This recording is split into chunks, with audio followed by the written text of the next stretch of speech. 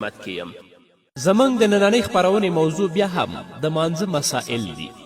چې لومړی به دا وڅیړو چې په کومو اوقاتو او په کومو صورتونو کې زموږ یو مسلمانه خور او یو مسلمان ورور خپل مونځ ماتولی شي، چې هغه زموږ فقهاو ډیر په تفصیل سره بیان کړي دي چې تقریبا 6 صورته زموږ فقهاو ذکر کړي. اول، که زموږ یو مسلمان ورور یا یو مسلمانه خور په مانځه کې ولاړه وي، هغه ته څه خزنده راشي لکه مار، لړم، مچۍ، او د دې ویره وي که زه د خپل مانځه ته ادامه ورکړم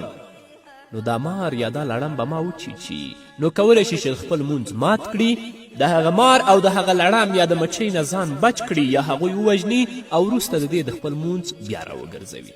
همدارنګه که د چا په جامو کې څه مچۍ ننوتله او د چیچلو ویره وي، نو کولی شي چې خپل مونځ مات کړي، د هغه د ضرر نه ځان خلاص کړي او دویم ځل لپاره د خپل مونځ راوګرځوي.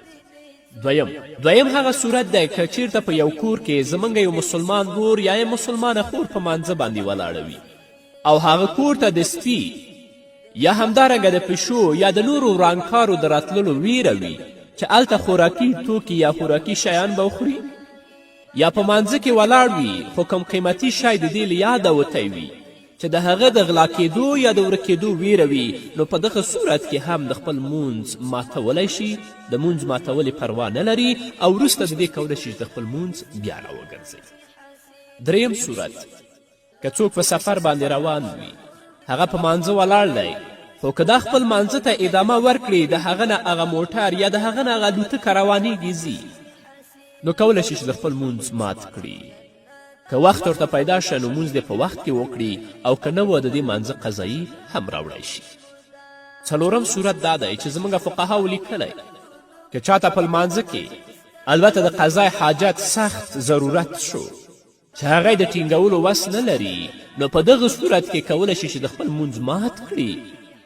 او د خپل حاجت پوره کړي، وروسته د هغه راشي د خپل مونځ وګرځوي. پنځم صورت، ته په مانځه باندې ولاړ وي خو یو لوند په لاره باندې روان دی او د هغه مخه کې کنده ده او د هغه د پریوتلو او د مړه کېدلو خطره ده، یا یو څوک اوبو روان کړی دی او د هغه د غرقېدو په حال کې دی، ته کولی شي چې په مانځه کې ولاړې چې د لوندم بچ کړي. همدارنګه هغه انسان چې اوبو اخیستی هغه د غرقېدلو نه بچ کړي، نو دلته د مانځه ماتول په تا باندې ضروري دي.